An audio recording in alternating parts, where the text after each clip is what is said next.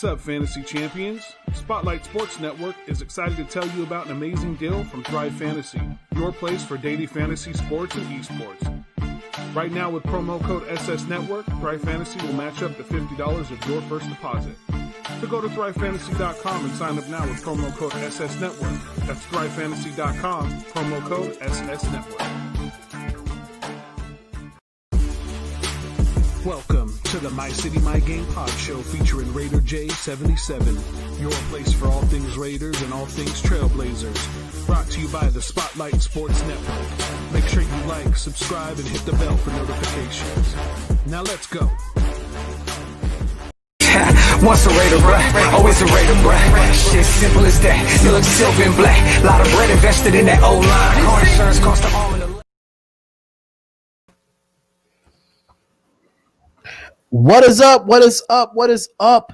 We are here with another live stream. It is the Spotlight Raiders Talk. What is going on, everybody? What is going on? We're back with another show. We were supposed to do this show so many times. Now we finally able to do it. And you know I gotta have my co-host in the building. One of the hardest working men on YouTube right now and on the Spotlight Sports Network. My boy Raider J. What's up, man? Hey, what's good, man? It's good to be here, man. I'm loving every minute of this. We actually got some better news today, man. Better news. Yeah, we got some better news, and we got a lot of stuff, man. We got a lot of stuff. We are in the building, so shout out to everybody that's in the building. And I just want to, shout them out real quick. Michael James on YouTube, Oscar Torres, iHypnotic, Isabella. What's up, Isabella? What's going on? Bucs Skull Gang in the house. Spotlight Raiders Talk. Bucs is still playing tomorrow. Yes, from what we hear right now, they're still playing tomorrow, but we're going to talk more into that as well. Mark Silva on Facebook. What's going on, Mark Silva? Jason Marshall said, by all means, we get this W. Absolutely. Isaac Harone Sr. says, Raider Nation. Marty, what's going on, Marty? One of the hardest working people that's not a part of the Spotlight Sports Network that, definitely show us mad love. Let me see. Vince, Raider Nug 209. What's going on, my guy? And same people that's, we have it, man. So what's good? What's good? Early. What's going on, Earl? What's up? What's up? So how you feeling right now since you got all this news piled up about these Raiders, man? How are you feeling today? Man, I'm feeling. I'm sorry, I'm making a little quick adjustment here. Take your time, man. You good?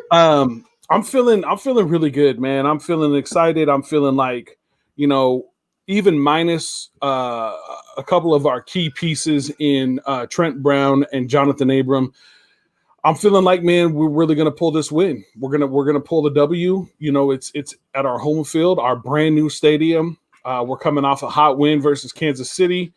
And we've got the newest addition to the team, which I am really, really excited about. And I'm excited for two reasons. One, I was excited in the first place because I knew that he could be a good player, all potential, no risk in this signing.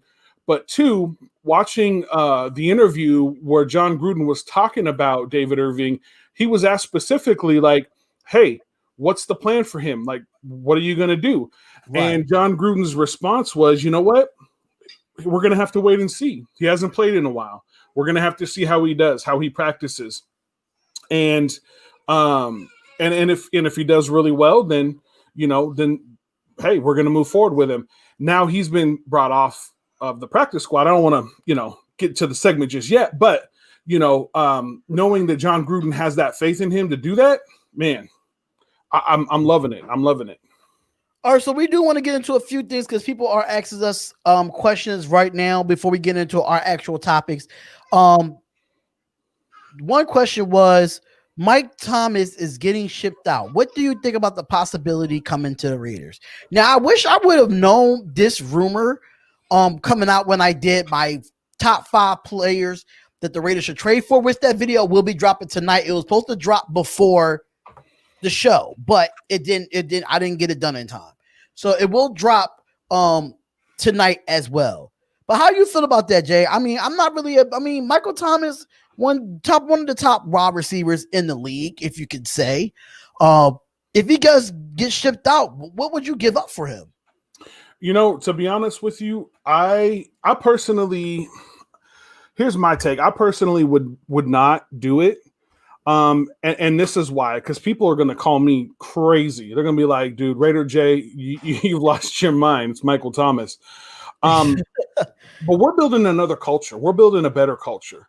Our culture at the Raiders, that Mike Mayock and John Gruden have instilled is one of hard work. And nothing is above the team. Just win, baby. Yep. That's the Raiders mantra. And I feel like he's just too much of a diva. He'd be too much of a headache. He'd be a great player, but he's not as bad as AB. But hey, who's to say that he would come in and he would really, really play for the team and be unselfish. And, we spread the ball around a lot. We have one of the fastest wide receivers in the NFL right now. Yeah, he's a rookie, but the dude can burn. Mm-hmm. And we don't target him all that much. And the reason being is because the ball's being spread around. We have Brian Edwards, Nelson Aguilar, lots of other guys. We've got running backs and tight ends that can run routes, for wide receiver routes. So, I don't feel like he's unselfish enough for the team. Other than that, his playing style, the way that he plays, how he can ball out, that would be awesome. But I'm against it. So if they do it, it would have to be for a very, very minimal. It got to be a low draft pick for me. Yeah, exactly. I don't want to give up a first round and a second round pick for a guy we just don't know. Like, yeah, he's having issues in New Orleans, but we don't know what the issues behind that. We don't know what's going on behind closed doors, why Michael Thomas is doing the way that he's doing. We don't know why he's doing that. It might be something that the Saints might be provoking him, but I just want to see it from two parties. But if he's getting shipped out and we look at him, honestly, I wouldn't want Michael Thomas either, due to the fact that draft capital and cap space, I don't think we have the money for him. That's just me. We might have him for the rest of this year, but after that, I don't see us getting him, re-signing him after this year, honestly. If we do get him, it's Super Bowl or bust, but, you never know. Let's get into some other questions real quick. Just calm down with the questions because we do have a lot to talk about today. We have a lot to talk about today. I know y'all excited, Raider Nation. Yeah. We got to get through our segments too. Shout out. They said, Gabriel says, Awesome Irvins gets to play. I'm excited as well. Will help Cleveland Farrell and Max. Is Richie Incognito back this week or next week? From what I've seen, he's not back this week. Have you seen anything about Richie? No, he's not back this week. Being on IR, so I don't think he's back this week, if I'm not mistaken. It was a long shot. They were hoping, but it was a long shot. Yeah, him and Brian Edwards are definitely no-goes. They said Michael Thomas or Julio Jones. Isaac, I would honestly, if we get a low draft pick for either, I would take either. I would give up a 5th round pick or a 6th round pick, and probably a player off the practice squad for him. I would honestly, I will definitely low bargain. But like I said before, like in my video, it is a bargain receiver that we can get for just one of our draft picks in the 5th round. But we'll see that in the video. I would not tell you that until y'all watch the video. I don't want to spoil it. So Thomas or Julio for you, Jay? No, I don't think it's a big enough need for us to be paying anything out. And you have to understand too, Mike Mayock is very gun shy. You saw the two possible starters that he cut at the beginning, or that they cut at the beginning of the season. So right. Mike Mayock and John Gruden are gun shy. I feel like at this point, if there's any question of whether or not this guy is going to fit into the culture there, they're just not going to do it because they got I think Julio will, but not Thomas. I think Julio will fit in, but not Thomas. Yeah, but again, the need not being there, don't give up the farm for Julio Jones when we don't even really need a wide receiver that bad. It'd be nice. It depends on how Brian Edwards comes back too. It's true. That's true. If Brian Edwards comes back and he's not quite the same, then that's a different story. We're talking about something else. They said Aaron Rodgers rumors too. We've been hearing about Aaron Rodgers rumors since the offseason. The Raiders are not getting Aaron Rodgers. We putting that to bed right now. He's loving himself in Green Bay with Matt LaFleur. He's not going to He's and not. Derek Carr's the starter at this point. Right. They brought in Mariota. They brought him in to light a fire under Derek Carr and be like, look, bro, if you don't get the job done, you are our quarterback right now. Yep. Doesn't mean you're the quarterback of the future, but you are right now. So, I mean, that'd be crazy. Aaron Rodgers, that'd be insane. That would be insane, especially with our offensive line. That would be crazy. Florida, I don't know about Irvin. He's been out a few years. That is true too, but I don't think he will get a lot of snaps in this game. He will see a few snaps, but I don't think he will get a lot of snaps. He might have fresh legs, like Jason Marshall said. He might have fresh legs, but at the same time, he's been out of the game a couple years, so you just don't know what you're going to get out of him.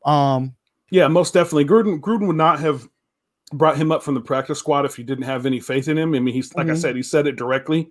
But yeah, I think at this point he's there for depth in this game because you never know what's going to happen with injuries. Mo Hurst is just coming back from reserve COVID-19. So where is he at physically?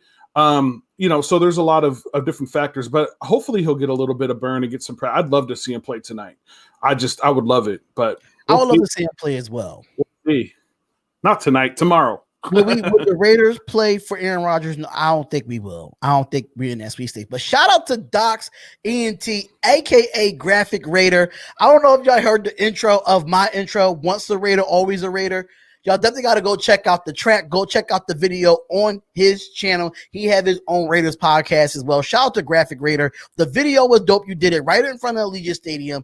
That was really dope, man. The song is really dope. So shout out to you for actually giving me the opportunity to use that song as a part of my intro. Even players had fresh legs before the season, injuries with no off season. That's a bet. They saying Julio Jones. I'll talk about it in my video. I will talk about that in my video. I do have it. I just have to upload it. And shout out to Docs for the $5 donation. Shout out to Graphk Raider, man. Shout out to you. I really do appreciate the $5 donation, bro. I really do. That's from the bottom of my heart. And the Spotlight Raiders Talk. Much love. Rematch Bucs and Raiders Super Bowl rivalry week. Do you want to get into this? Do you want to get into this preview early or do you want to wait for it? Because it seems like everybody is like looking forward to this, man. It's like it's a narrative, man.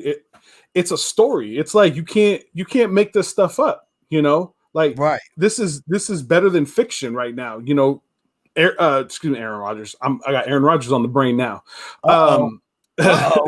Wait a minute. You got Tom Brady.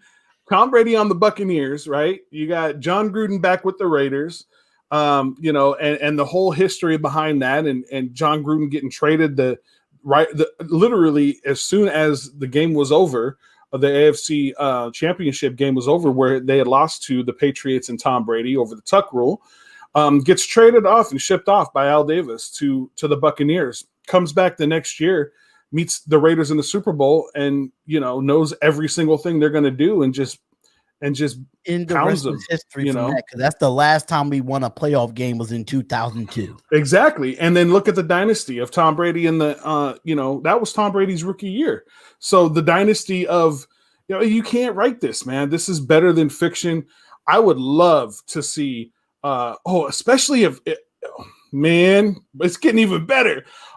Especially if Antonio Brown, doesn't do something crazy, which I'm assuming he's probably going to do something crazy. He probably won't even make it to the end of the season. But could you imagine Antonio Brown, right? You got Tom Brady and the Buccaneers with John Gruden and the rest of, and the Raiders on the other side in the come on, man.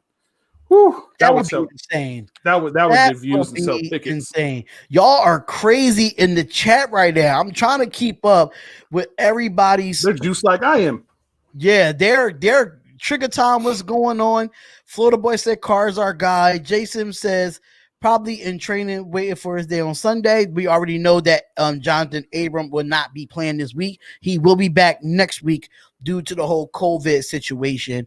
Isaac says Derek Carr is different this year. His comments is fire, and he needs to focus on the playoffs and winning a ring. Raider Nation all day. Let's just pump our brakes right there, because I don't want to go too far ahead and then everything's just start to fall in place. Just take it one game at a time. And if we get to Super Bowl, that's a bonus. But my goal for the Raiders is to get to the playoffs. That's the one thing. That's my number one thing. Get to the playoffs and be healthy in the playoffs as well. Oh yeah, most definitely. All right, so Florida Boy said, would you rather go O-line in the draft and beef it up, or go heavy defense? This is a good question. Yeah, I feel like that is a good question. That's a tough one at right tackle, though. I'll let you go ahead. I can say, if we get rid of Gabe Jackson or Trent Brown, then we're going to have to go O-line.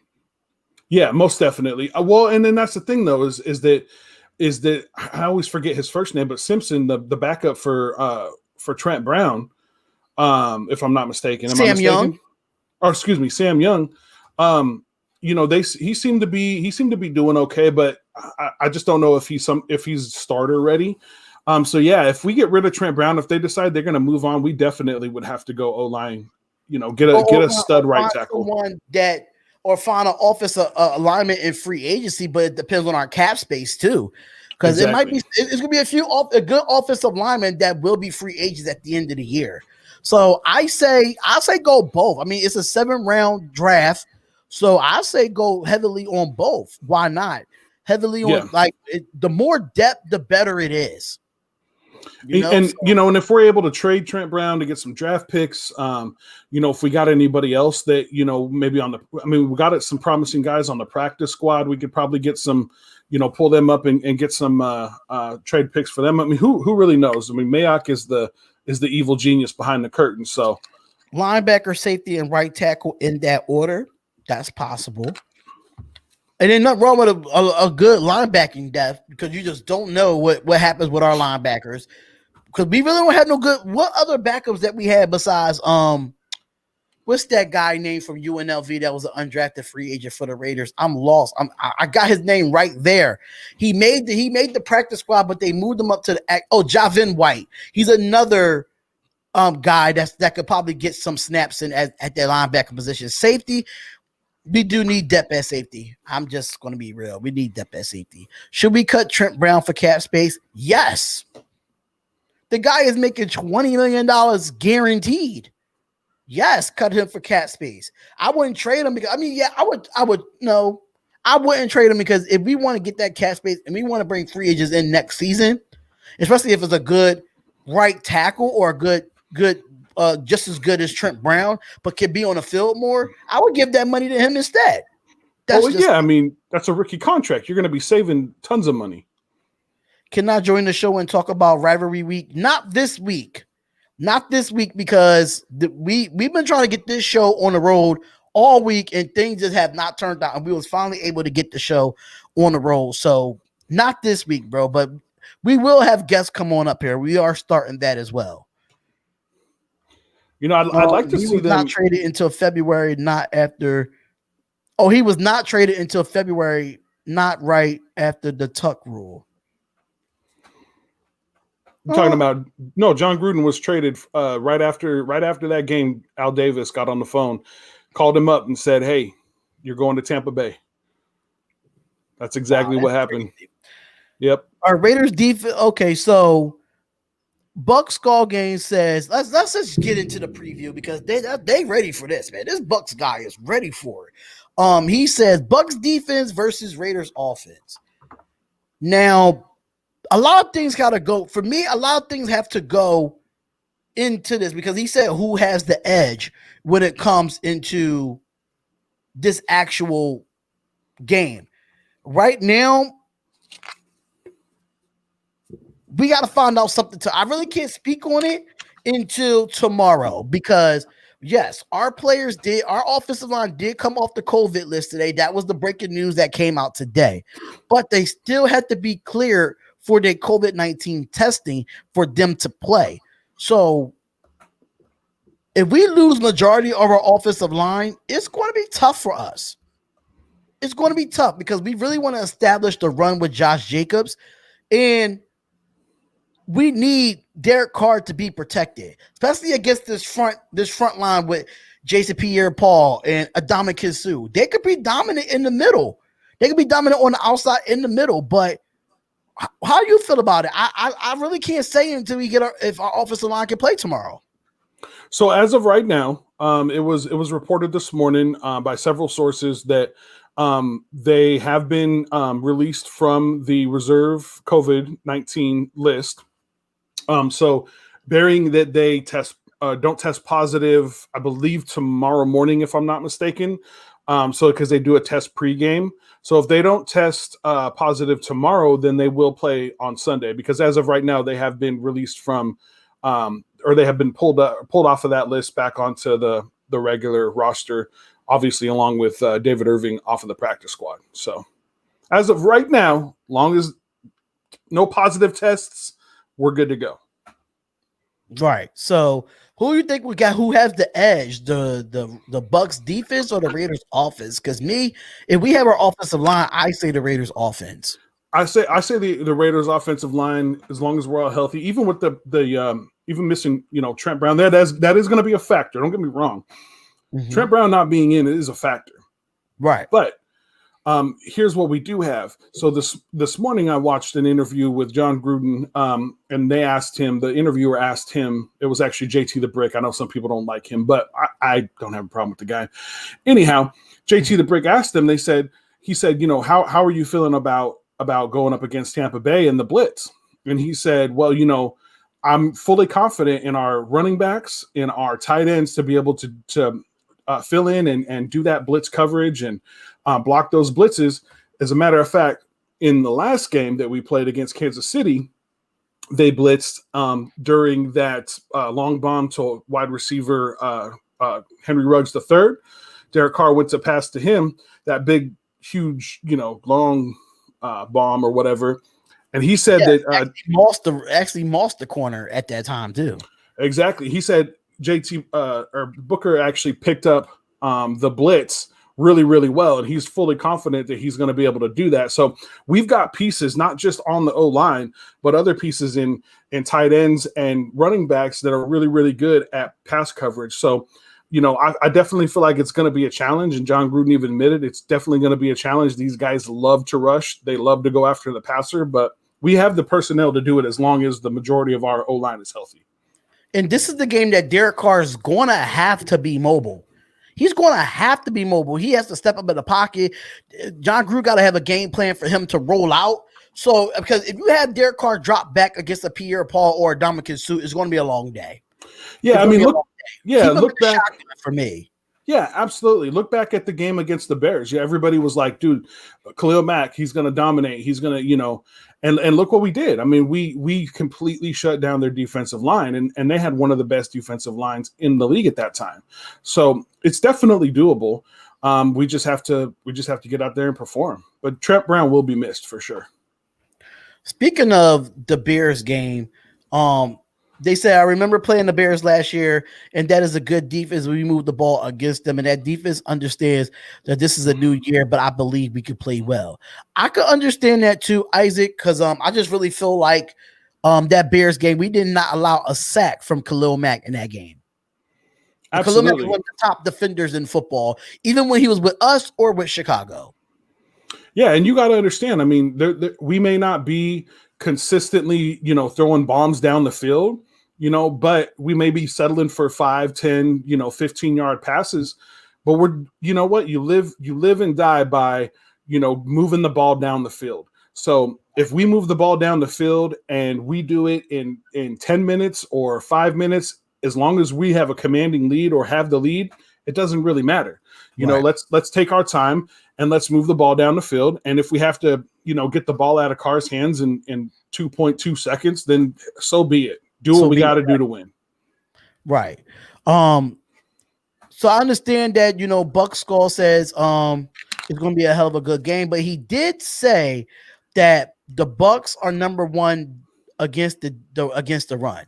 Now, I want to say this because y'all said a lot of stuff about the Chiefs being top 10 in defense when it's running or passing or whatever of that nature. A lot of Kansas City Chiefs fans was talking like how this defense improved. I'm not impressed with the Tampa Bay Buccaneers defense just because you beat up on an Aaron Rodgers at home. I don't even think the Bucs won a game on the road this year. I don't think they won a game on the road this year. They lost to the Bears. They lost to New Orleans in New Orleans. And what they 3-2 just like us? Oh yeah, I mean, yeah, they 3-2 just like us. So it's like I'm not surprised. I think the number one thing for the way the Raiders to beat the Bucs is to get to Tom Brady. The guy can't get mobile. If we could get to Tom Brady, if Cleveland Farrell, Max Crosby, Maurice Hurst, Malik Collins definitely has to step up in this game. If our defensive line can get to Tom Brady, it's going to be a long day for him. Absolutely. I mean, they're still allowing 4.6 yards per carry to opposing backs. So they're not unbeatable. And I know the Bears are playing good football right now, but come on, if you can move the ball against Tampa Bay and you're the Bears, with their quarterback struggles and everything else they're struggling with, we're going to be able to do it. We have a high-flying defense. We got wide receivers that can stretch the field. We can win this game. It is completely within us. If we lose this game, it's because we beat ourselves. Mm-hmm. And we have to be we have to have that same mindset that we came into the Kansas City Chiefs game. We have to come in there with aggressive play calling.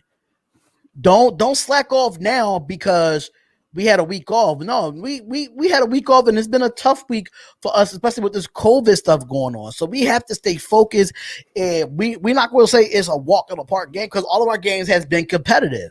All of our 5 games has been competitive in the last 5 weeks. So exactly, get the Brady. Exactly, Isabella. I think that's the number one rule on the defensive side. If we can't get the Brady, then this is an issue on the defensive line. It will be an issue if we can't get the Tom Brady because the boy can barely move. He can barely slot left and slot right. So yeah, he's not going to take it down. He's not going to run out of the pocket and he's not going to do all that. He's going to run, slide as soon as anybody gets near him. And I apologize. I misspoke. I read the wrong line. It's 3 yards per carry to opposing backs. So I said 4.6. It's 3. Pretty close to the same. So, but yeah, it definitely got to get to Tom Brady, adding, depth like David Irving. If he goes out and he plays really good, it's definitely going to help having Mo Hurst back. Oh, man, that's going to be so good. That's going to be so nice seeing him out there. He was one of our top defenders when he went onto the reserve COVID-19 list. So he was playing great football. I have absolutely no worries about this defensive line getting to Tom Brady, and you get him uncomfortable, just like Patrick Mahomes, you get him uncomfortable. He's going to throw picks. He's going to, throw the ball away. I mean, we can definitely dominate on defense if our pass rush is there. And I understand what Buck's saying is that, the Bucs Skullgate in the house saying that Brady they didn't give up no sacks or no picks last week. We talking about a Green Bay Packers defense that's been very mediocre for the last 5 years. I'm just saying.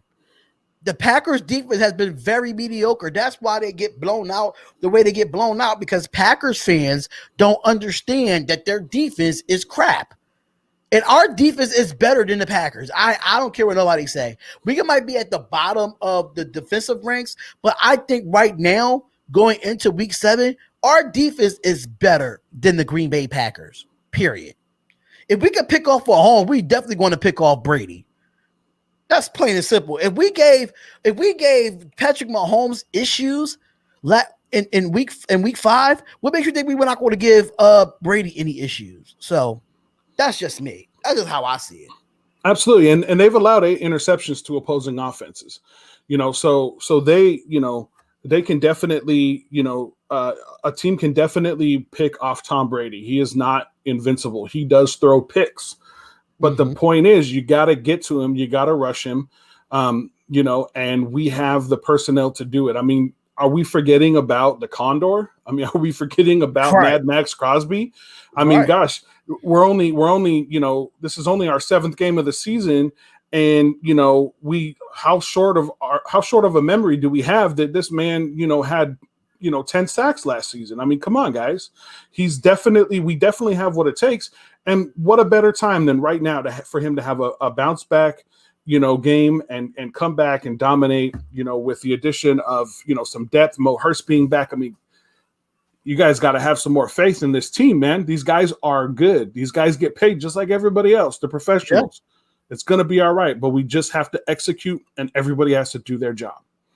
That is a fact. So make sure y'all coming on in and hitting the like button, y'all, and make sure y'all subscribe to Raider J, which is My City, My Game. Make sure y'all go subscribe to his channel as well. So Florida Boy says that if we held the Bears defense last year, we could hold the Bucs. Listen, it's any given Sunday when it comes to these defenses in the NFL. It's any given Sunday. And I think that I think John Gruden has a game plan to go up against this Tampa Bay Buccaneers defense. But let's get into a few other topics that we did have that we wanted to talk about.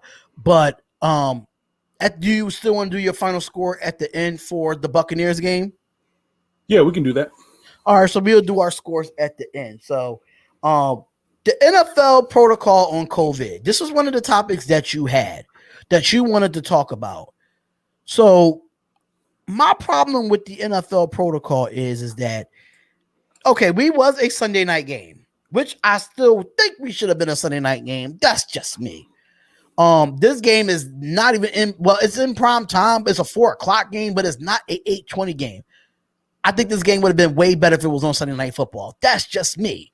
But I still feel like the Raiders still get treated like the Raiders. Like, we seen the Tennessee Titans had so many players on this list, was able to reschedule and do stuff. But it's not, I mean, now the offensive line might not be positive for COVID. Just think about it. Why we couldn't stay on Sunday Night Football. They just want to take that primetime game from us, man. I don't care what nobody say. They try to take that primetime game for us because they knew that was going to be game of the week. But now y'all want to put a Seahawks and a Cardinals game that might just be lump-sided because the Seahawks are way better than the Cardinals, and that game is going to be boring. So you took an entertaining game to 4:00 Eastern Standard Time, 1:00 your time, Jay, and put it in an afternoon game. I don't understand it, man. So I want you to really dig down into this NFL protocol, man. Yeah, I mean, I get it, but at the same time, I feel like they definitely made the decision with rose-colored glasses, or should I say Raiders-colored glasses. I mean, come on, let's be honest. The NFL does not like the Raiders. The NFL is not like the Raiders ever since Al Davis. I mean, you cannot deny that. I mean, the man took the NFL to court. You don't think the NFL is going to hold a grudge against this organization, against the heir to the Raiders organization and Mark Davis? I mean, definitely they're going to hold a grudge. Mm-hmm. They don't like the Raiders. The Raiders have been, it's scientifically proven. And I could tell you hit me up on Twitter and I'll give you the link to go to the website to somebody who has scientifically proven that the officiating in the NFL has a problem with the Raiders organization. And that's fine. And we've stunk. We have been terrible for 12 years, even longer than that, like maybe even almost like 16 years. 18. We have been terrible. So we had one good year in 18 years. Absolutely. Now, obviously, now things are starting to change and shift and all that kind of stuff.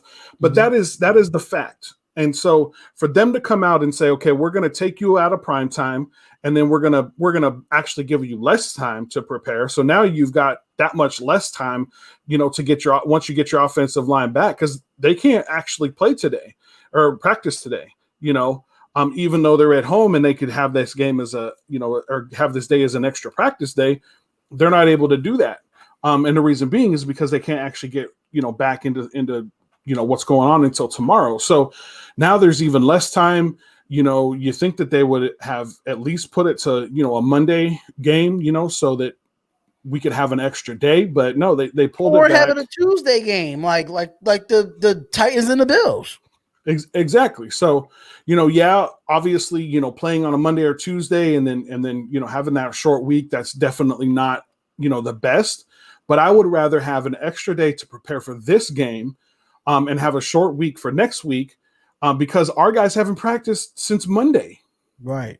And yeah, they're professionals, and I've been told that they've been working remotely to study film and do stuff like that, but nothing replaces being on the practice field, practicing, going through the motions, and getting ready, because Gruden scripts his plays, he scripts his drives, and they need to be there on the field to practice that. So, it's unfortunate. People can say what they want. They can say that oh, it's whatever, and you're just crying or whatever. You're a Raiders fan, you're crying, you think everybody's against you. That's because it's true. I mean, we the bad guy. We are the bad guys of the NFL. Mm-hmm. That's exactly. The NFL needs a bad guy, and we are one of them. And they're going to pick on us into a point where they just going to be like, oh, whatever. But at the end of the day, this game is still going on at 4:05 Eastern Standard Time, and it'll be 1:05 Pacific Time. And I will be live for the live play-by-play and reactions. I don't know if Jay will be as well, but if he is, then listen, go subscribe to both of our channels. Doesn't matter. You could be over there, you could be over here. It doesn't matter. At the end of the day, we all family. We all Raider Nation family. So we will be live for the game tomorrow. How do the Raiders stop this pass rush? I think we already talked about it a little bit. Because I know that was one of your topics as well.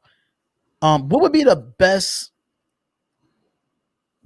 case or the worst case or most likely scenarios for this Raiders defense, this Raiders offensive line versus this Bucs defensive line? I say the best scenario would be, like I said before, get Carr moving out the pocket. Mm-hmm. That is the number one thing. If you want to beat this pass rush, you have to get Carr moving out the pocket. You got to roll him out, do a little bit of play action if you have an established running game. You got to really be creative against Dominican Sue and Jason Pierre-Paul. I mean, I looked at the film. I looked at the game. They showed the game the other day between the Bucs and the Packers. The offensive line could not do nothing with that defensive front. And I think our offensive line is better than the Packers' offensive front, but at the end of the day, Carr has to move in the pocket. If he does not move in the pocket, it's going to be a long day. And the Bucs do blitz a lot. So if you blitz us a lot and you give Carr time, he's going to kill you. Absolutely. Now, look at it like this. Yeah, Carr definitely has to use his legs. He definitely has to move, and he's improving in that area. Mm-hmm. I have been as critical as anybody has been in Raider Nation about Derek Carr. If he's not playing up to where he should be, I will say it. Absolutely. I will be like, bro, you need to step up. And that's something that I have said for years now with him is, dude, use your legs. Do what you did back in 2016. Use your legs, get out of the pocket, move around. And he's improving in that area. But mm-hmm. Think about it like this. We have allowed 8 sacks to opposing defenses on the year. How many games, first of all, who have we played, right? The strength of our schedule has been one of the toughest in the NFL in this first 6 games. Yep. 2, how many of those games were we down 2 starting offensive linemen? 2 starting offensive linemen and a backup offensive lineman. Right. And that was both at the same position at the time. Exactly. And so they were having to move guys around, because of Richie Incognito and Trent Brown being down for a while. And then I think Denzel Good went down. So, and we still have only allowed 8 sacks to opposing offenses, the likes of the New Orleans Saints. I mean, come on, guys. Like, think about it like that. Kansas City. So we definitely have what it takes to win this game as far as the trenches are concerned. We can definitely win in the trenches. But like you said, any given Sunday, if for some reason that really stout defensive line that loves the blitz and has great pass rushers, if they happen to get through, Derek Carr, you better use your legs. You better run. You are athletic enough. Do it. Absolutely. Miguel said we had a bye week to prepare for this game. If we get beat, is our fault? Yeah, it'll be ourselves that will do that. So Eager to the Max says, are you interested in doing a video collaboration with me for week 8 season when the Raiders visit the Cleveland Browns? I'm a Cleveland Browns YouTuber. I'm looking for a Raiders YouTuber. If you want us to come on there, just hit us up on our Twitter. The Twitter is Raiders are in talk. You see it at the top there. You can see our Instagram at the top there too, which is Spotlight Raiders Talk. So definitely message us on either one of those social medias at the top, and I will definitely reiterate it to Jay, and then you can have us on. You can have 2 Raiders, 2 Browns, and we could do a roundtable. I'm fine with doing a collaboration for that. I have no issue with that. Absolutely. I love talking, going back and forth with opposing teams, reporters or, talking heads, whatever you want to call us. Right. I'm more than happy to have that, cross the table conversation. I think that's really good, because to be honest with you, like I love football. Don't get me wrong. I love football. I love the game, but I also have, a job and I have a family, and so I don't always get to really dig into other teams the way that I can dig into the Raiders. And so being able to have that other person there that really knows the other team and has dug into the other team, it makes for a really good show. So I'm down for it. Yeah, I'm down for it as well. So definitely hit us up on our social medias and we could definitely talk about that there. What was the other thing that I really had? While you think about that, shout out to everybody in the chat. Shout out Florida Boy, Isabella Rodriguez, Miguel. I see y'all. Yeah, shout out to everybody in the chat, man, because they the loyal ones, man. They're the loyal ones, and I really do appreciate everybody, coming on to the show. If y'all do want to come on to the show, if you want to come and talk to us, and you want to ask us questions and be live on the show, hit us up on both of those social medias right there. Just message us. We're a very open book. We don't turn down anybody. If you want to be a part of the show and you want to be a part of Raider Nation, definitely hit us up. That's definitely what we do over here. But David Irvin is expected to play. I want to get a little bit more deeper into this. This is your guy, and that's why I'm bringing it up, because he's expected to be active for week 7. In your opinion, Jay, what is your predicted percentage of snaps that Irvin will play tomorrow? That is a good question.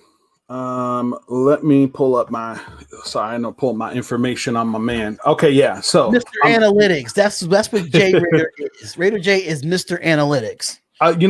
Dude, I was a theology major in college. I love studying stuff, man.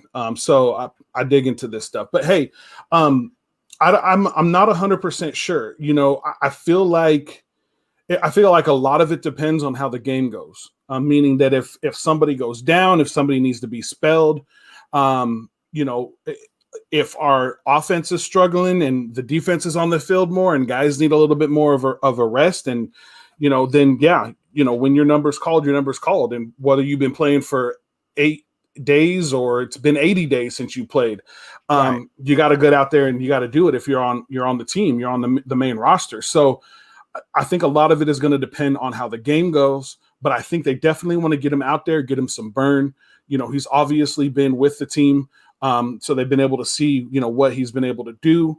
So yeah, but I think right now it's contingent on how the game goes, but I could be wrong. And John Gruden can make me a liar, and he could put him out there, to start the game off for all I know. I mean, who really knows? But here's what we do know. Here's what we can say for sure, because we can't be there at the practice, but he's got a resume. So his most productive action came in 2017 and 18. He recorded 8 sacks, 12 quarterback hits, 11 tackles for a loss. And that's just over a 10-day period.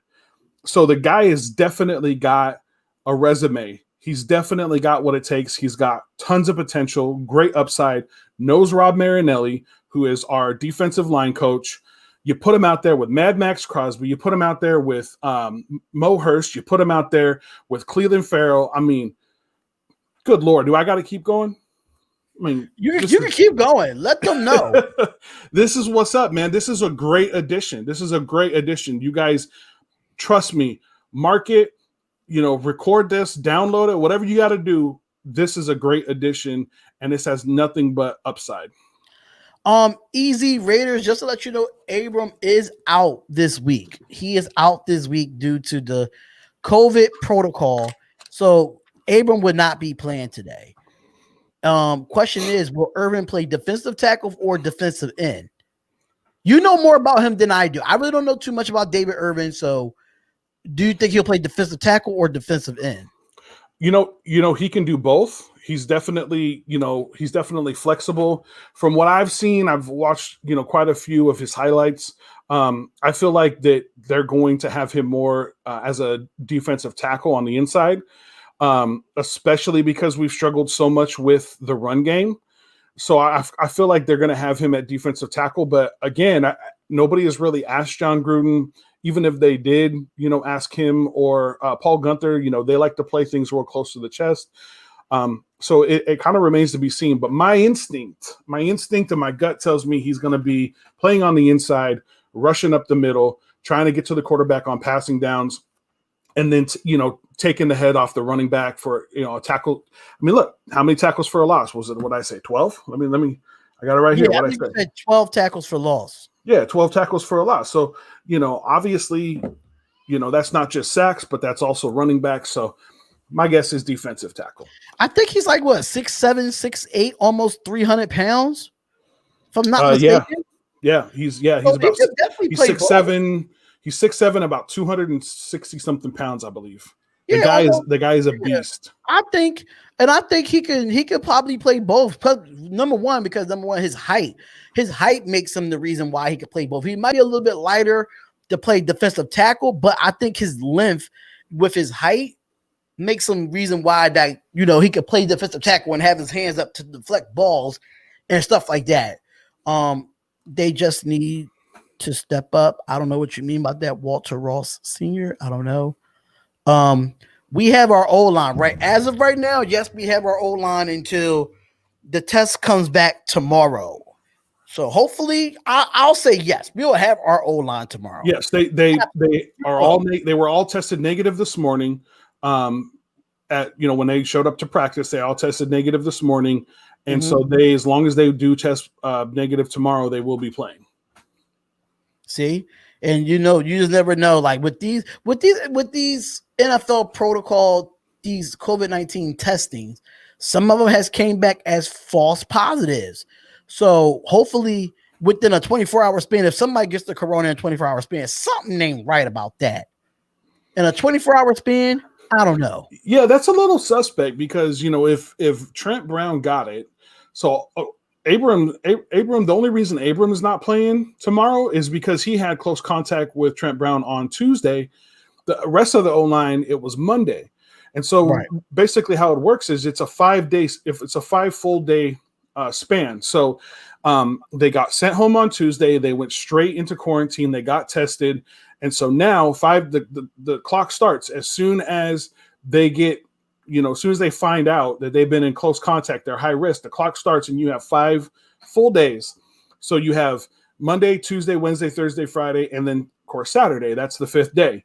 Right. The 6th day, they can return back to what they're supposed to be doing. So in this case, since they had close contact with him on Monday, the rest of the O-line is eligible to play on Sunday, barring there's no positive tests and nobody comes down with any symptoms. Jonathan Abram had close contact with him on Tuesday, so he's not eligible until Sunday. He can be back to practice on Monday. So that's the only reason. So Jonathan Abram hasn't tested positive. The only person in this scenario so far that's tested positive is Trent Brown. Well, if they had close contact with him, you would think maskless and all that other stuff that somebody would have it. So yeah, you might be right. It might be a false positive. Who knows? Yeah, I think because it's been a lot of false positives in the whole football realm, just not in professional football, but in college too. It was been times where Nick Saban had corona symptoms and his test came back negative. So it's like I just don't know what these NFL protocols. I don't know what they're doing, but they got to get better on these false positives because it was a few Jets players that had false positive results as well. So yeah, let me go back into the chat and see what's going on here. When Irvin plays with a good pad level, he's absolutely unstoppable. Knock him and is not really a good at stunting. That's another thing I want to do about Paul Gunther in this defense. We need to stunt a little bit more. I don't know if you saw in the Kansas City Chiefs game, but we just go straight up. We don't make the the offensive line confused. As a former defensive lineman, I love doing stuff because they didn't know how to pick it up. As a former defensive lineman, and I feel like with the athleticism that we have with Maurice Hurst and Max Crosby and Cleveland Farrell, now David Irvin, I think stunts need to be implemented into this defensive line, especially for Tom Brady. How you feel? Yeah, most definitely. I mean, the more that you can confuse somebody like Tom Brady, the more that you can try to disguise what you're doing. Because the guy, I mean, let's face it, the guy's football IQ is what's kept him in the league this, to this age. He's got a huge, huge high football IQ. And so, should I say huge one more time? So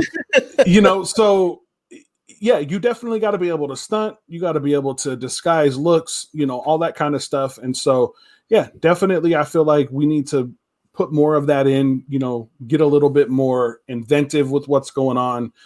Because as of right now, it's been pretty straightforward. I mean, it's kind of been working, but at the same time, I feel like there's a lot more wrinkles and another level that we can go to as a defense if we can start doing some stuff like that.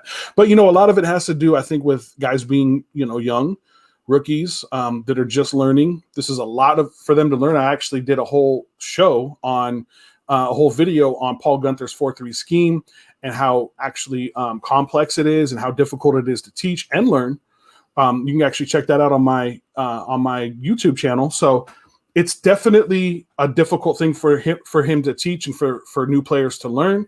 It takes a lot of time. So maybe that's why we haven't seen some of the fancier stuff that you see in other defenses. That could definitely well be. All right. So yeah, that could definitely well be. I just want to see a little bit more of it, knowing that we're going into week 7. Oh, yeah. 8 weeks to the season. I think it's about that time to start implementing it, knowing that some of these guys have been starting since the first game of the season. It's time to put, like, even if the whole defensive line don't stunt, just stunt with the experienced guys that know how to stunt. So absolutely, it is what it is.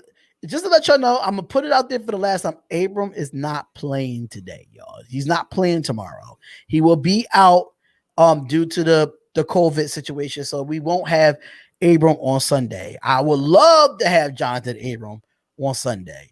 Now, that is my next question for you, Jay. Since Jonathan Abram is not available for this Sunday, who would you put at that safety position? Who would be the best person that you will put there to replace Jonathan Abram? That's a big question there. That is a good question. I mean, obviously it's next man up, so you're obviously just going to go to the next guy on the list. Now, the depth is not, Heath is a free safety, if I'm not mistaken, correct? Yeah, he's a free safety. Can he play strong safety? Because he played really, really well. So my question is, can you move him over to strong safety? Yeah, I don't know. It's next man up as far as I'm concerned. Go to the next man. Would you ever thought about putting LaMarcus Joyner back there, knowing that was one of his strong suits? I mean, I've been wanting Marcus Joyner to go back to safety since he got here. Fourth game, like since third, he got fourth here game last that he got year. here. I've been waiting for it since last year. So maybe that's something they'll do. I don't really know. I mean, I would be okay with that. I think that would be great. Move him back there, but then I mean, maybe you bring in who do you bring in to cover to cover the slot and cover tight ends? So, what do you do? I mean, we did bring in linebackers to cover those tight ends too. I mean, yeah, I'm not really a big fan of Gronk. I mean, Gronk had one good game. Like, I don't think he's going to keep up with that.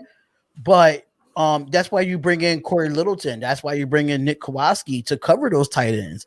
I mean, Robinson could play a little bit of that slot corner, but he's been off and on too. It's just that I just don't feel like LaMarcus Joyner is a slot corner type of player. Sorry, Chaos Raider said, I hope it's not Harris. Yeah, you and me both.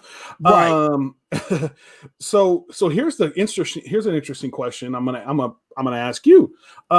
So if we move LaMarcus Joyner to that strong safety position, Now, one thing that Paul Gunther likes to do in this 4-3 defense is he likes to take the strong safety and he likes to bring him up to the linebacker position to back up any linebackers that are covering tight ends or running backs that are going to be coming out to run a route to catch a pass, right?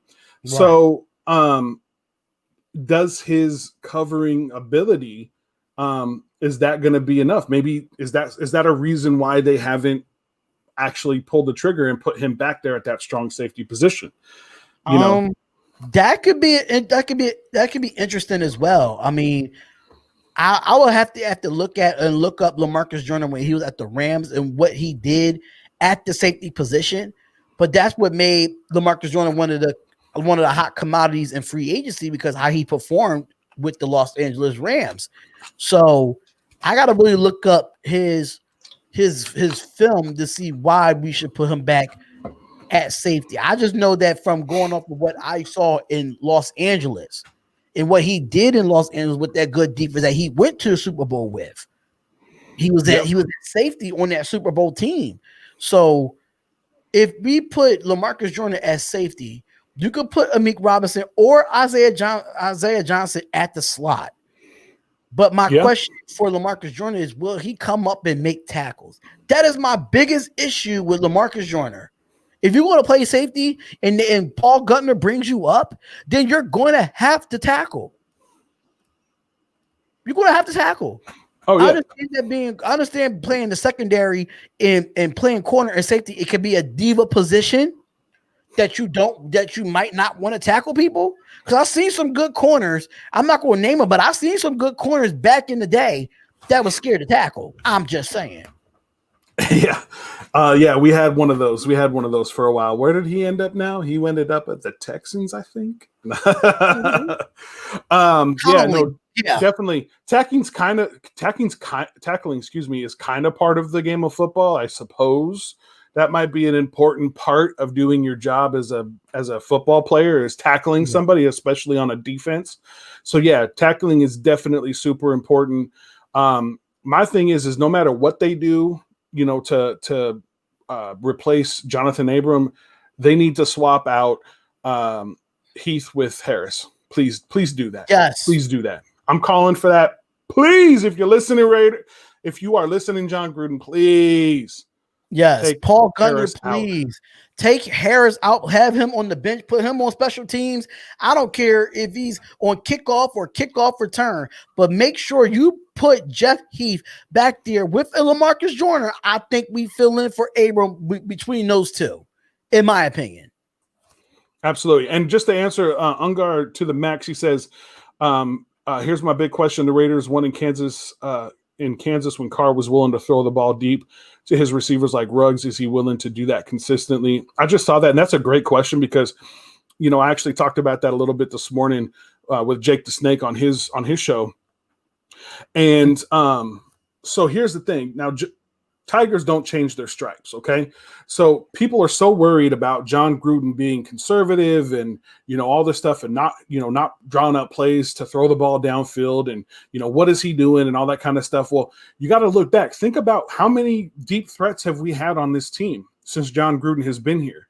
I mean, right. Amari Cooper didn't want to be a Raider. He didn't want to, I don't really feel like he is that great of a wide receiver. I think he's serviceable. I think he's good, but I don't think he's only as good as his quarterback. Exactly. And so how many speedsters and guys that can stretch the field and be deep threats have we had? We haven't. But now you see that we do have that now. You're starting to see those longer passes throwing deep, all that kind of stuff. And so that is I feel like that's going to consistently start coming out until people start scheming, if they can, for a guy like Henry Ruggs and Brian Edwards and Nelson Aguilar. They're going to throw deep as long as they're able to. All right, so let's go into the chat a little bit more. D Hall gets a great example. Hated the tackle. Yes, another one. I was saying the Browns should have drafted Derek Carr. Absolutely not. Not with the Browns. The Browns has been having issues at the quarterback position since decades. We're not going to get into the quarter. I mean, I can't wait to talk Browns with you about Baker Mayfield because I got some things to say about him. I got some things to say about Baker Mayfield, but we talking about Tom Brady and everything of that nature. It depends on the defense if they're up against the Bucs. Are you in your face quick? So I would say West Coast offense first half and then try to adjust in the second half.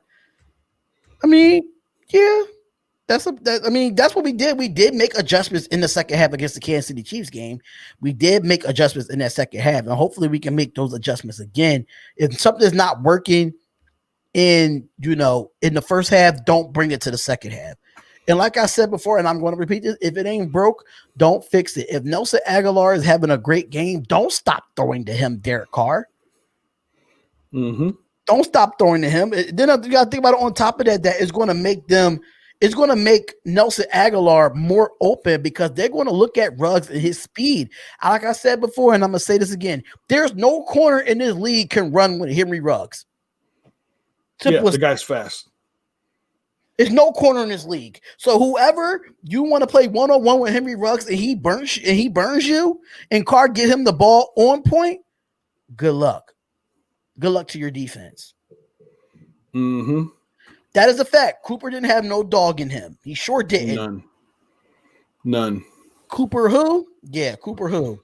Yeah, Mike Lee, I think you were in the show with Jake the Snake shows this morning with us. I think you had the same exactly. Cooper didn't have any dog in him. I totally agree. Like, I still think like you ran out of the Raider Nation to play for a Cowboys team that's just was mediocre last year as us. Mm-hmm. I'm just saying. I'm just throwing it out there. Cooper got punked by Pac-Man Jones his rookie year. I remember that. That's when Pac-Man was in his prime. I do remember that. I can't wait to see Mad Max sack Tom Brady. I can't wait either because I'm going to go off on the live stream tomorrow. I am going to go off. Oh, yeah. That's what I was saying. I was kind of, I'm kind of like torn between AB playing and AB not playing because I'd kind of like to see AB play just so I could, just so the Raiders can, get back at him for all the crap that he put us through. Get back at him clean though. We don't want no flag. Yeah. No. We don't want to give him. We don't want to make his CTE worse. Like right. But we can tell that he got. Yeah, he's just remind him who the Raider Nation is. Remind him who the Autumn Wind is. Yeah, remind him why he should never left and ran yourself out of here. So yeah. You see. Looks like we got a new the member. Raiders need to start a running game. We have a running game, but it just have not been effective lately. I think this is the game that we get it right. Yeah, I think we're posed for a bounce back. I mean, not having Richie Incognito is definitely, you can definitely see how valuable that man is and why they, decided to bring him in and how good he was playing and keep him in. The guy is just, when it comes to the run, I love Richie Incognito. I mean, because that guy will push he'll push two defensive linemen on his own, and the guy is just playing beast mode. I love it. So not having him has definitely been hard on the run game. So it's definitely been hard on the run game. He said Nelly over the middle and Ruggs can open it up. That's how it was last year. I mean, last game. That's how it was last game when they tried to take Ruggs away. Other wide receivers was open like Renfro and Waller started to get a little bit more open as well. Like our receiver core is going to be good. We're going to be good for the long haul. We're very young at the receiver core too. I see Cooper giving up on plays in Dallas. He gave up on plays as a Raider. No different. Mm-hmm. And shout out to Isabella. Shout out to Isabella Rodriguez for becoming a member of the Spotlight Raiders Talk. Welcome to the Spotlight Raiders Talk memberships. If you do want to become a member, the link is in the description. If you do want to become a member, we have somebody said, let's go Tampa. Whatever. We're not scared of Tampa Bay. We're not scared. No. Okay, so y'all had here we go. This number one rush D. It doesn't matter. Y'all don't have a corner that can run with Henry Ruggs. In the start. Yeah. If you wanna blitz and you wanna rush, wait until Henry Ruggs, wait until Nelson Aguilar get out there. Just wait. You got to pick your poison. What are you going to do? Are you gonna blitz all your guys and you're going to leave Ruggs and Aguilar out there to catch passes all day?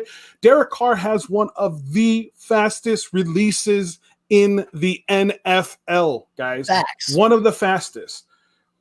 This is a fact. I can guarantee you that Bruce Arians is sitting there in his office right now thinking, what the heck, or maybe on a plane, what the heck are we going to do? How are we going to? You have a three-headed monster in Josh Jacobs, Darren Waller, Henry Ruggs.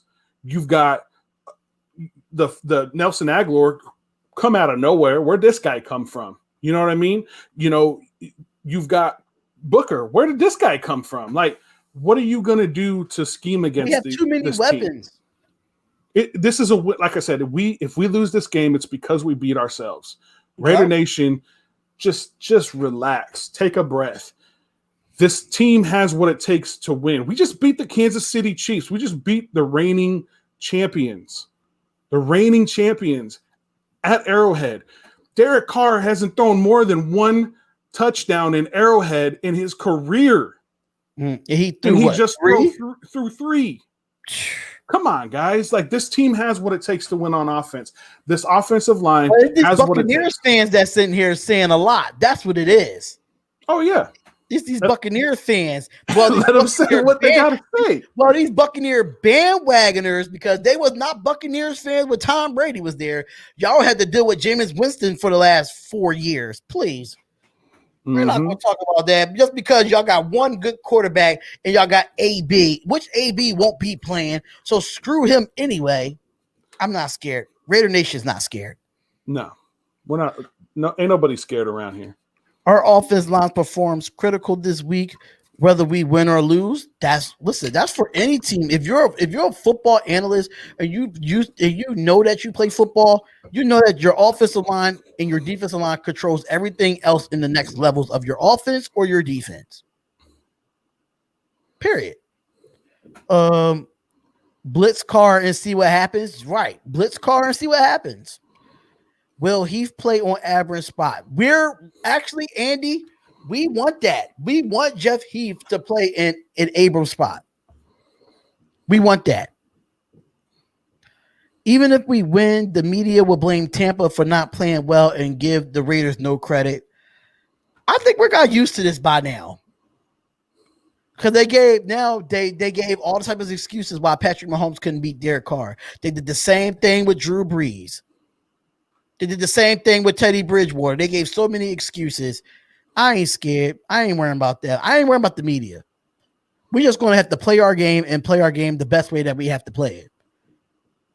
All right, so Manny says, also a big game for DC with all the talk about Tom Brady coming to the Raiders and Carr saying that he's not going anywhere. That's another storyline. It's another storyline, which Jay has talked about it earlier in the show, that we talked about it knowing that it's been a storyline all season, or how Tom Brady visit Las Vegas and Tom Brady did this and Tom Brady did that. Carr was sick of it.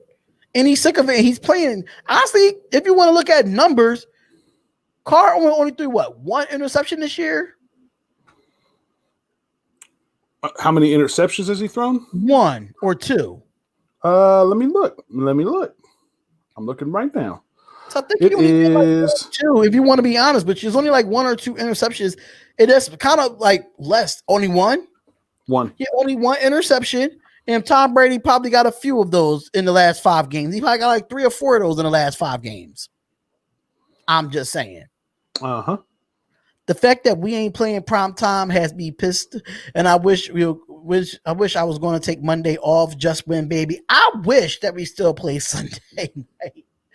It just messed up the whole schedule for everything. Like, it messed up the whole schedule for everything. I thought we played the Ravens this year. Nope, we don't.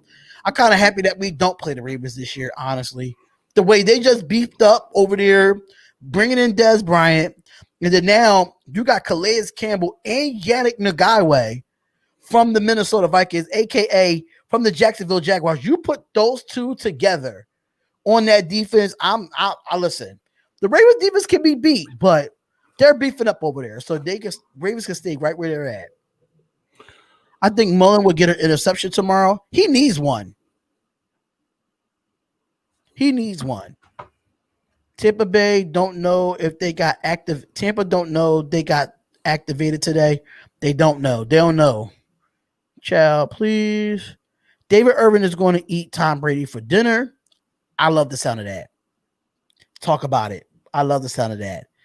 Y'all got a lot of stuff on here. Tampa really think we're going out with the backup offensive line. No, we're not. It all depends what Derek Carr shows up. Derek Carr's been showing up all year. I'm kind of lost. He's been showing up all year. It's just he had 2 bad games. He had 2 okay games when we had the 2 losses was with the Buffalo Bills and the New England Patriots. But people want to talk about Carr, but in that New England Patriots game, that defense gave up 250 rushing yards. That wasn't Carr's fault. But I mean, every quarterback has their bad game. But I think so far within 6 weeks, Carr has been playing solid. What you think?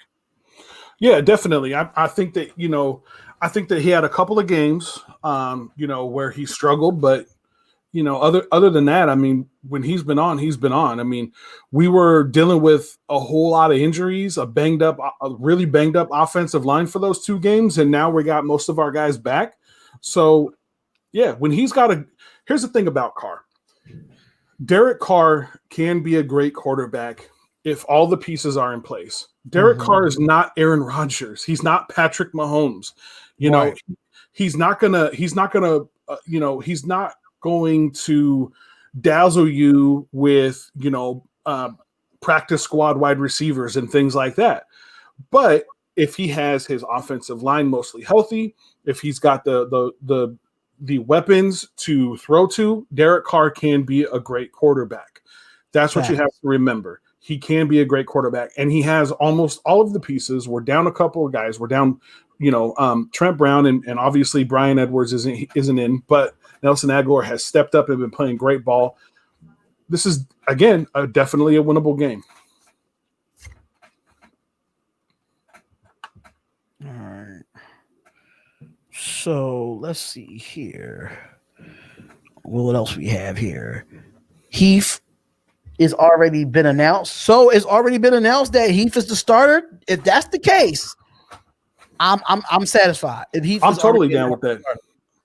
Absolutely, I'm totally down with that. I mean, he had the interception. He intercepted Patrick Mahomes this last Sunday we played. So I think that would be a great move. Raiders should take a page out of the Bears book and have a wideout coming out of the backfield. Now, if we do that, right, and this brings me back. This brings me back to my trade with Lynn Bowden Jr. That is the best person that we could have used in that instance. A wideout coming out of the backfield. But since he's not here anymore, if we do take a page out of the Bears book with that, what wide receiver you would put coming out the backfield in your opinion, if it ever happens? Are you talking about for like a jet sweep or something like that? Yeah, like how Cordell Patterson plays. Sometimes he plays in the backfield. Sometimes he catch the ball out the backfield. Sometimes he get jet sweeps on certain instance. It was kind of effective against the Bears. When the Bears played the Bucs, it was kind of effective too. I mean, I think that, I think Ruggs would be good in that scenario, with his speed and agility. But I also think that who else would be good? Zay Jones. Zay Jones is really good at taking those jet sweeps and doing that. So I'd say either one of those two. And I think that kind of helps Zay Jones get on the field a little bit more too, because it's been rumors about him being on the trade block. I don't know if you saw that, but it's been rumors of him being on the trade block, and I want to get into that as well, because I don't know. It's just something about Zay Jones that I love, and I think that he really busted his behind to try to get that continuity with Carr and not to really see the field like that. So, how you feel about this whole rumor about, the Zay Jones, possibly being traded because he's falling down on the depth chart? I'm sorry, say that again. I was reading a comment. He was saying that it was a lot of rumors going around saying that Zay Jones was falling down on the depth chart and might be on the trade block. How you feel about that? I mean, I don't see that happening. I mean, he's been extremely serviceable for us. I mean, what does he have? He has a couple of touchdowns, doesn't he? I know he has at least one, possibly he got two. at least one. And a couple of big plays in clutch moments. So I don't see why they would, unless they're looking to get some draft picks for him. But I think a lot of that depends on how Bryan Edwards is coming back. But I mean, you need depth at that wide receiver position. So if it's not something where other teams are saying, hey, we're definitely interested in bringing him in, this is what we have to offer, I don't see why they would go out of their way to do that. But you never know. I mean, Mayock is always looking to improve the team. Gruden's always looking to improve the team. And if they can get better at a position, they will. So who knows? They may be looking to, like I said, stack some draft picks so they can bolster up the defense and the O-line come 2021 draft. So, all right. So of course he's going to ask, do you think the Raiders at Browns could be flexed into a Sunday night football game next week? No, they're not going to do that to us. They hate the Browns and they hate the Raiders. I don't see that. I don't see that happening at all. Salvatore says we need Mamba playing pocket passer. Carr, less happy feet. Carr. If you have it, like I said before, if he has an offensive line, he wouldn't be as happy feet. That's just what that is. Who in the wide receiver core will have a big game? So in this game, technically, this is like a bold prediction, right?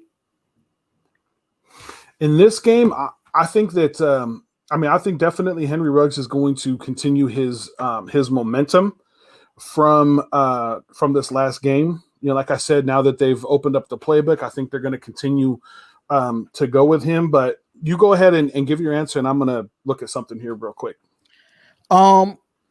I think the wide receiver, one person out the wide receiver core that might have a big game, and I think it's Hunter Renfrow. I think that you call him third and Renfrow. You don't call him third and Renfrow for no reason. We know Waller is going to be defended. We all know Ruggs is going to be defended because of his speed. And now a lot of people are starting to grasp on to Nelson Aguilar. Now, we don't have a Bryan Edwards this week. We don't have him. So Hunter Renfrow could definitely come in and definitely bring a spark to this wide receiver core. Now, can it possibly be Zay Jones too? Yeah, it could be out of those two, but I really will put Renfrow first, and then I will put Zay Jones there to help out this wide receiver core. Because they're going to go after Waller, they're going to go after Ruggs, and they're going to go after Aguilar. And they might just go after Jacobs as well outside of the backfield. I mean, outside, throwing the ball out the backfield. So you just never know. Like me personally, I say Hunter Renfrow might have a big game in this game because he's hard to cover. He's small, he's quick, he know how to break out of routes really good. He doesn't disguise his routes at all. So Hunter Renfrow is definitely one of those guys that can have a big game. Yeah, most definitely. And right now they have, as of right now, Tampa Bay has allowed average 6.9 yards per pass to opposing offenses. They've allowed 143 completions on 214 attempts. So they're definitely susceptible to the pass. Again, they're a great defense. Don't get me wrong. I'm not trying to discredit them or discount them, but we have a high flying offense. If we're almost healthy like we are right now, we can run with any team in the league, including the Kansas City Chiefs. Our biggest thing is in this game is going to be how our defense is able to stop Tom Brady in the passing attack, stop Gronkowski, make sure, because he's a factor. It's the Gronk factor. He's got a lot of rapport with Tom Brady. I mean, they know each other. Tom Brady could probably pass to Gronk in his sleep with his eyes closed, with a blindfold on, and one arm. So come on, we have got to stop Gronk. We've got to be able to shut them down on defense. I don't think our offense is going to be the issue in this case. Yeah, I really think this is going to be a high-scoring game. I really think so. And the difference between that Bucs and Packers game, you got to think about it. Aaron Rodgers only got one reliable receiver. Let's just be real. He only has one reliable receiver, and that's Devontae Adams. And he played in that. Once you shut down one receiver for Aaron Rodgers, that's how you beat the Packers. But now, when it comes to shutting down multiple wide receivers that can catch the ball, that's going to be a problem for Tampa Bay. I think their defense is good. Don't get me wrong. But have they faced an offense that had multiple wide receivers? I think the only time I think when they played the Saints, I think Michael Thomas was there, Emmanuel Sanders was there, but Jared Cook has not been good since he left the Raiders. Let's just be real. Yeah, and can we just go back to the Raiders versus the Saints game? I mean, you know, right. they have not. I don't feel like they have faced an offense quite like the one that they're about to face, and I think they know it. And people fail to realize that we're 2-0 in the NFC South this year. We're 2-0 in the NFC South, which a lot of people thought that the NFC South will be one of the toughest divisions in football because of Tom Brady coming in and Teddy Bridgewater coming in as their quarterbacks. Most of these teams in the NFC South cannot cover tight ends. And Darren Waller is not just a tight end. Darren Waller is a top tight. He's a top 5 tight end in this league. Right. You know, he's up there with, you know, with the top guys. So, and also, hey, you know, Silver and Black Lounge Act just said Ingold going to be a factor. That's the other thing too that we forgot to mention. You know, him coming out of the backfield running. I mean, they lined him up to run a route. Like, I think Derek Carr threw him like a 15-yard pass to a fullback. You know, so yeah, go ahead and take out Waller, and we'll throw Ingold in there. So, Walter Ross says, how do I join the sports talk? If you want to be interested in joining the Spotlight Raiders talk, if you have an Instagram or a Twitter, message me on those social media, or message me on Facebook, which is Spotlight Raiders Talk. Because I'm guessing that's how you found it, because I did share it in all the Raiders groups on Facebook. So if you do see Spotlight Raiders Talk on there, make sure you send me a message there. If we could talk about if you want to be a part of the Spotlight Raiders Talk team. Jason Marshall, Julio Jones in this office will be unfair and make everyone better. That's the only thing I can say about Julio Jones. If he does come to the Raiders and we do trade for him, I think he'll be a good veteran, big brother type to help out Henry Ruggs. You see what he did with Calvin Ridley when Calvin Ridley came there, and you know it's that Alabama connection with Henry Ruggs, Josh Jacobs, and Julio Jones. They all Alabama prospects. They always Alabama prospects. So I think if Julio Jones do come, probably realistically he probably won't come. But if he did, our offense, there's nothing else we need on our offense. Tyrell Williams can go if we get Julio Jones. Tyrell Williams can go. At this point, he can go. Period. Like, you know, with who we got. Yeah, Julio Jones on this offense. Again, if for the right price, you know, don't sell the farm to try to get Julio Jones, because we do have, you know, we need draft picks and stuff like that for other pieces on the team. So, but yeah, if you can bring Julio Jones in for the right price, I'm all for it. You know, he'd be like another Sanders going to San Francisco, you know, so. All right, so before we get back into the chat and all the stuff that's being said, do you have any bold predictions for this game? Like, what is like 3 bold predictions you would have for the Raiders going into this game against the Buccaneers? 3 bold predictions. Here's a bold prediction. David Irving gets a sack. Ooh. That's a bold prediction for you. Okay. You said bold. Hey, I'm going bold, man. I've been drinking energy drink. Yeah, I'm going bold. David Irving has a sack. Bold prediction number 2. Nelson Aguilar has 2 touchdowns. Is that bold enough for you? Should I go bolder? What? Nelson Aguilar is going to have 2 passing touchdowns, or 2 receiving touchdowns. Because I could think a little bolder already. Oh, okay. I mean, I should have ended with. Okay, I can spice up that bold prediction for you. Nelson Aguilar will have 100 receiving yards and 2 catching touchdowns. Okay, I'll buy that. I'll buy that. So yeah, David Irving gets a sack. Nelson Aguilar 100 plus yards, 2 touchdowns, and Heath gets 2 interceptions. Okay, so my bold prediction is Derek Carr will have a 350-yard passing day. That's one of my predictions. I say 350 passing yards and 3 touchdowns. Bold. That's bold against this defense. Against this defense. My second bold prediction will be. I got it. Okay. So my second bold prediction would be that Max Crosby will get 3 sacks on Tom Brady. Not 0.5, not 0.1. He will get a full sack on Tom Brady. Who will? Max Crosby, 3 sacks 3 on sacks. Tom Brady. Okay. All right. My third prediction. Okay, let's keep a defensive line and offensive line. My bold prediction that the Raiders offensive line will not allow a sack on Derek Carr. Wow. Won't allow not 1 sack on Derek Carr. Not 1.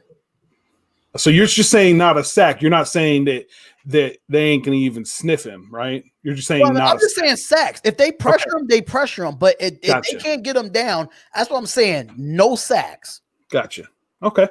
Cool. Max double teamed. You can say that all you want. Listen, if he gets double teamed, then hey, that is just a bold prediction. And Mike Lee, he is active, just to let you know. And Raiders fan, he said 4 sacks. Whew. Whew. That's a bigger one. That's a bigger one than I had. Risky Production said he'd rather have OBJ because he's younger and quicker. This is why I would not have want OBJ. And I'm gonna tell you why. Y'all want to talk about antics on a football field, especially when his team is losing? I don't want it.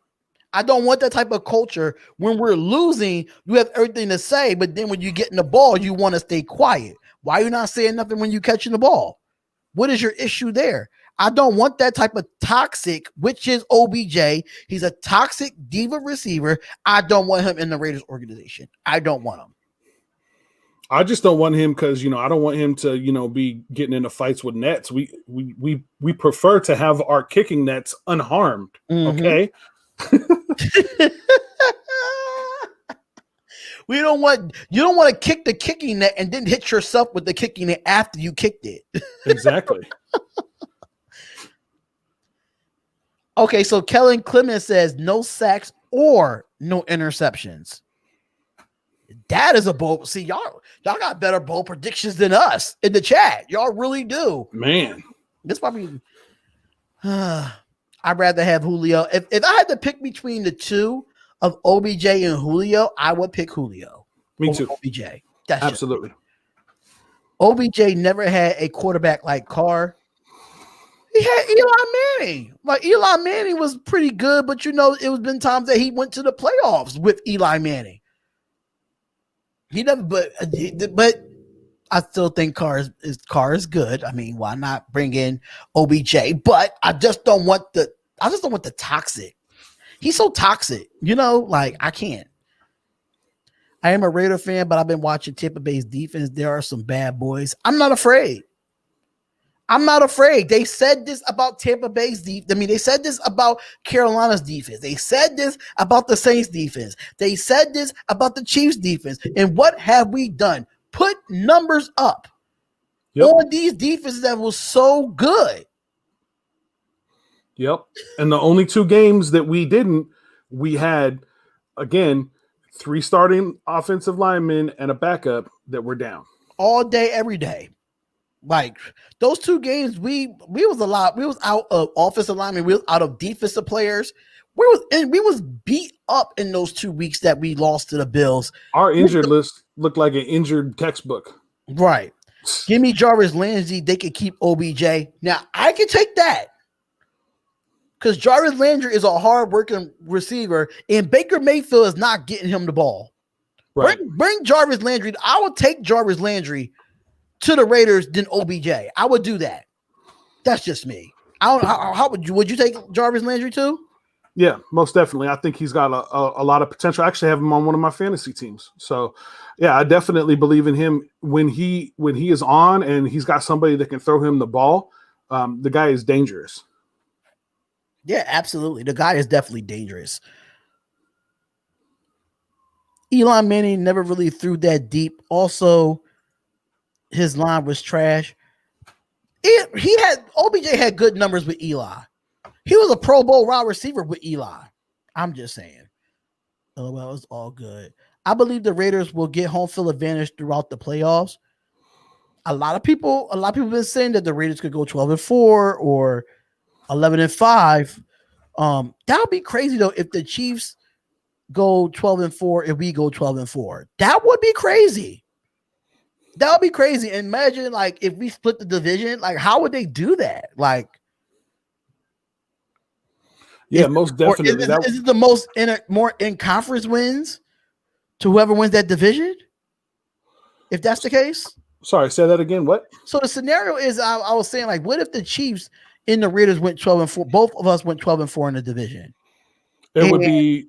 Oh, go ahead. And we split the division between the Chiefs and us.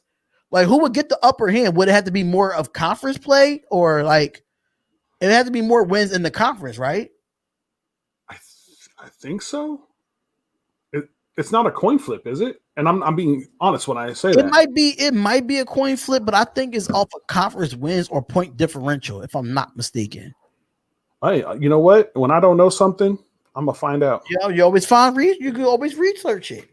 So make sure y'all go on and hit the like button and subscribe to the channel, y'all, because it's very important to make sure we get this algorithm up. And we got to be ready for tomorrow's game too. Like, I still got Raiders videos that I have to drop tonight. Like, I still got the five players the Raiders should trade for. Wait till y'all look at that. That's a 14-minute video. I really put my heart and soul into that video. It's a 14-minute video. If Tampa defense is so great, how the hell did you let the Bears win? That is another thing. But you got to think about it too, Jay Raider, John Raider. You got to think about it too. Nick Foles owns Tom Brady. Nobody want to say that though. Nick Foles owns Tom Brady. Every time Nick Foles plays Tom Brady, Nick Foles wins. So as of right now, in career-wise, Nick Foles is 2-0 against Tom Brady. Super Bowl and when he played with the Bucs. Colton Miller has been dominant. Soon he will get that money. Colton Miller needs to stop those darn offsides. He killed us in that first drive against Kansas City. He killed us. All right, I got your answer, man. Okay. So yeah, we know head-to-head best one lost tied percentage in games between teams. So if those tie, because like if the Kansas City Chiefs and the Raiders tie, so they get 1-1 against each other, then it goes best one lost tied percentage in games played within the division. So it'd be the best record division after that. And it goes on to there's more, but I'll just stop right there. That's interesting. That is very interesting. Mike Lee said, think we should kick the tires on Clinton Dix. Honestly, I don't think we should kick the tires off of Clinton Dix. Honestly, I don't even know why he's not even on a team right now. If we could get him for like a low bargain, whatever, how much salary cap space we could get, I say go after him. We need veterans back there. Absolutely. The more the merrier. I mean, you do run into the issue where you're like, okay, well, we've got guys on the practice squad, and stuff that we are working into the system and stuff like that. So, I mean, I say, why not? Why not, kick the tires on him, bring him in for a workout and see what he's got. Yeah. And see if he takes a small contract that's within our cap space and go from there. If he does perform great through the year, then we could re-sign him. Mm-hmm. How do you feel about Antonio Brown signing with the Buccaneers, even though he won't get to start until week 9? We don't care. I don't think Jay wants him to play tomorrow, but I really don't care if he plays tomorrow either. But I go back and forth. I hope he doesn't play because the guy can still ball. It's been a while since he's played, so I'm assuming he probably have a lot of rust on him. So, he probably wouldn't be as Antonio Brown as Antonio Brown has been in the past.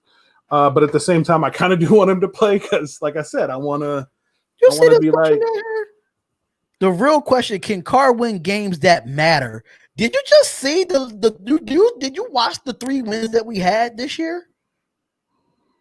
Yeah, Carr can win games that matter. I mean, he has one of the best come from behind, records in the NFL. I mean, the guy can orchestrate drives in clutch situations to win games. Mm-hmm. But again, Carr needs to have the pieces in place to make things as perfect as humanly possible.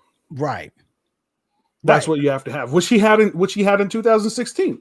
Which he beat Teddy Bridgewater, Drew Brees, and Patrick Mahomes. And those games matter. Mm-hmm.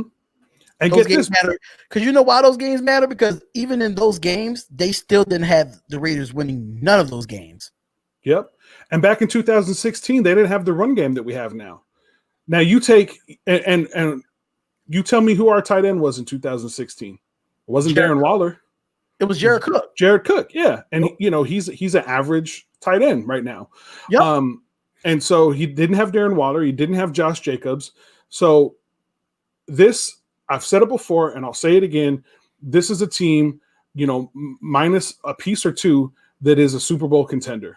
If we can bolster our defense, if we can, really start to instill the Paul Gunther scheme that we should be instilling, which I believe that will come eventually.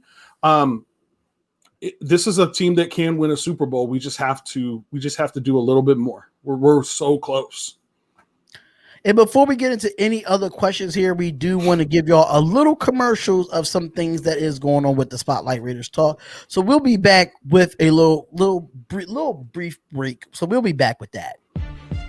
What's up, fantasy champions? Spotlight Sports Network is excited to tell you about an amazing deal from Thrive Fantasy, your place for daily fantasy sports and esports. Right now with promo code SS Network, Thrive Fantasy will match up to $50 of your first deposit. So go to thrivefantasy.com and sign up now with promo code SS Network. That's thrivefantasy.com, promo code SS Network. Welcome to the My City, My Game pod show featuring Raider J77, your place for all things Raiders and all things Trailblazers. Brought to you by the Spotlight Sports Network. Make sure you like, subscribe, and hit the bell for notifications. Now let's go.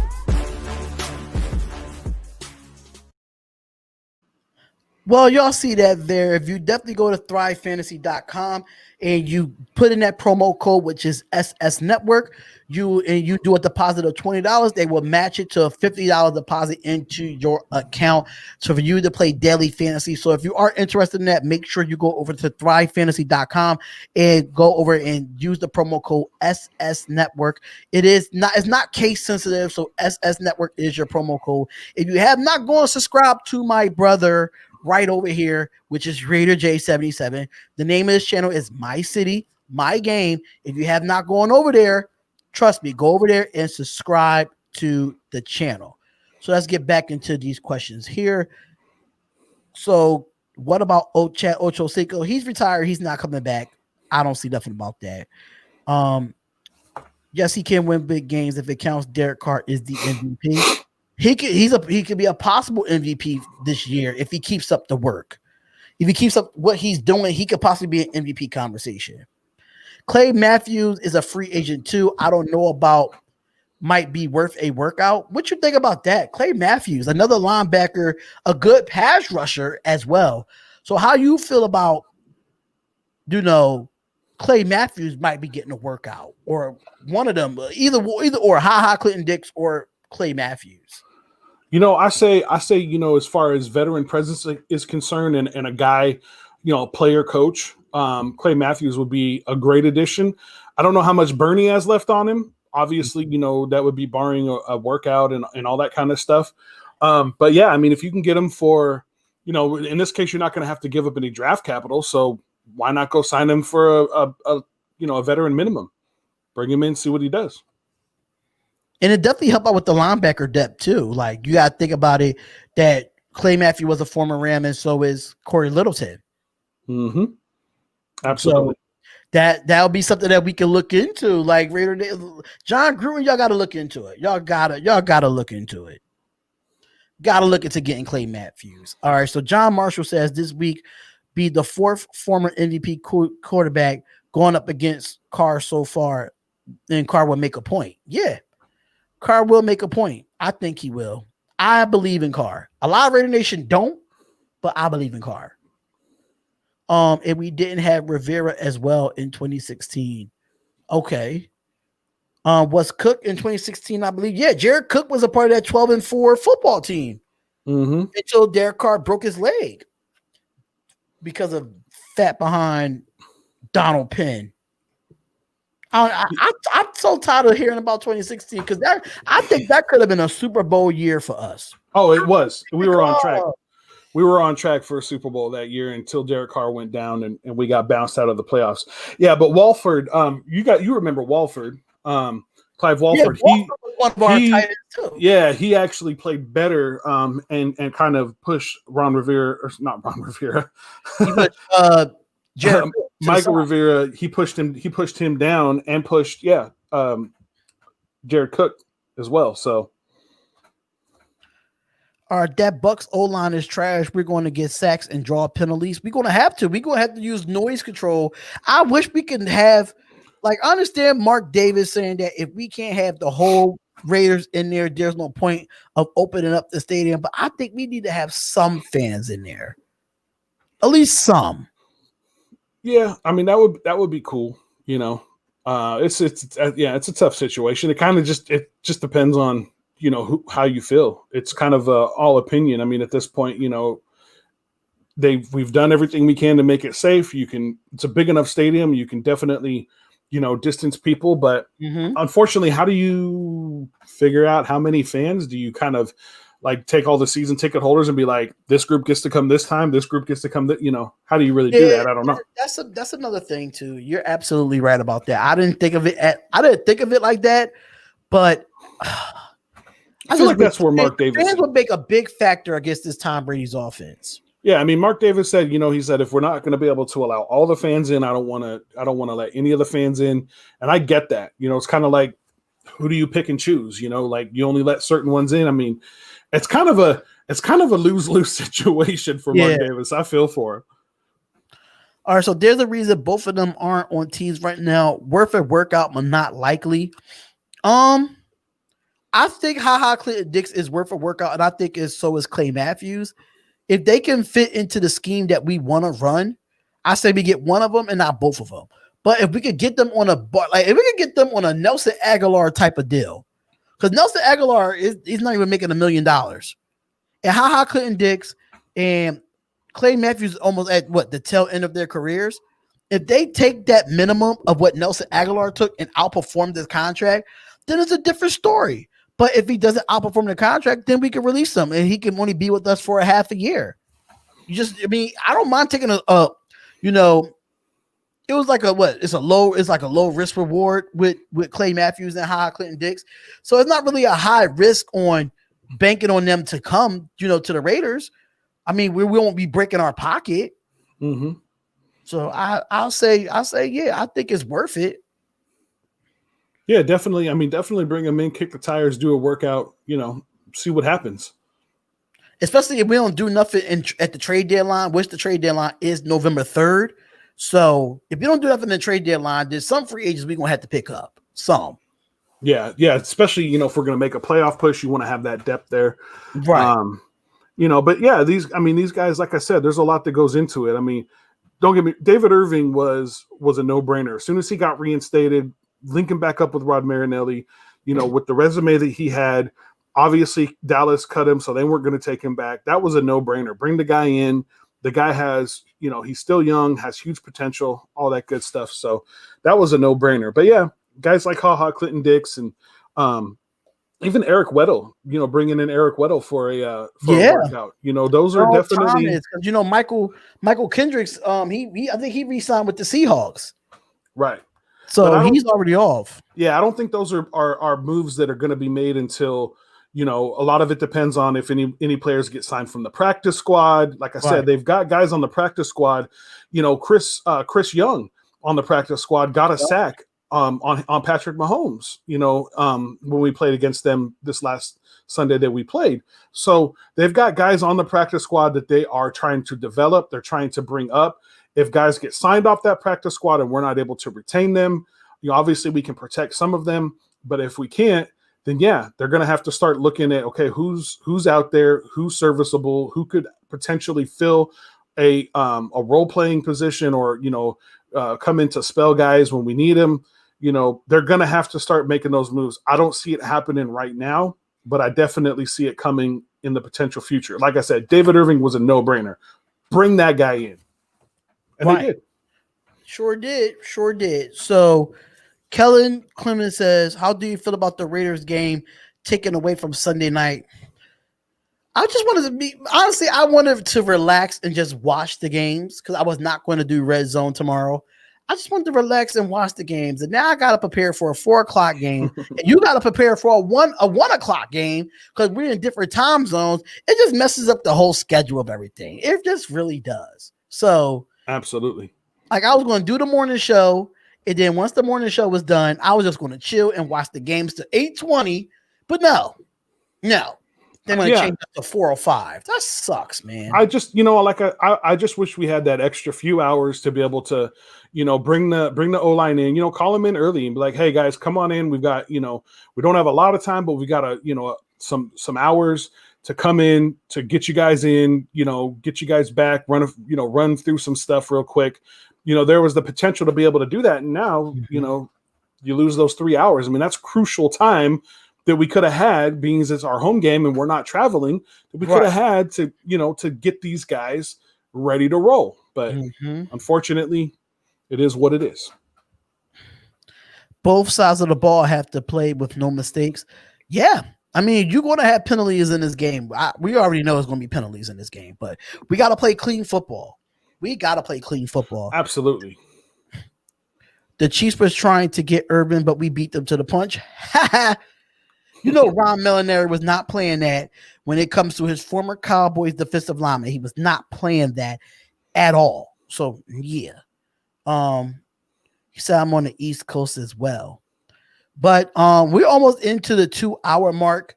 I know it's Saturday night. College football is on. People want to do that. I know other Raiders YouTubers are on. So shout out to Docs ENT, aka Graphk Raider. He's live right now as well. So once we done here, y'all could definitely go over there and join Docs over here on his podcast because he always do a Saturday night Raiders live before the game tomorrow.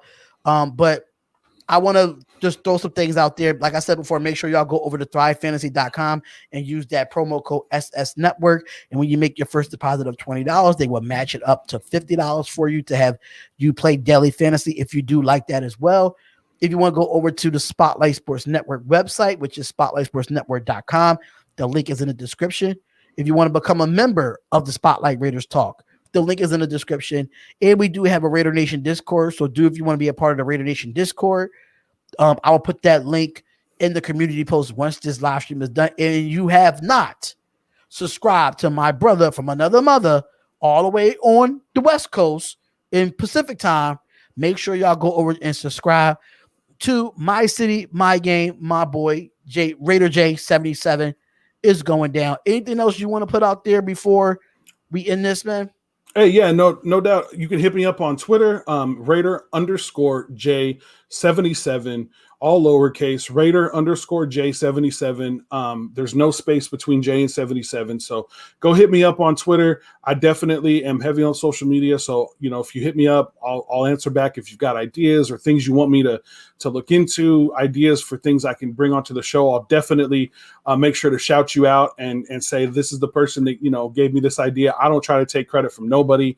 If I do take something from somebody, I always try to give you love because it's your original idea. So hit me up. I'm more than happy to talk. Make sure you hit up the merchandise website. We do have merchandise up. Darian is the man when it comes to getting merchandise up.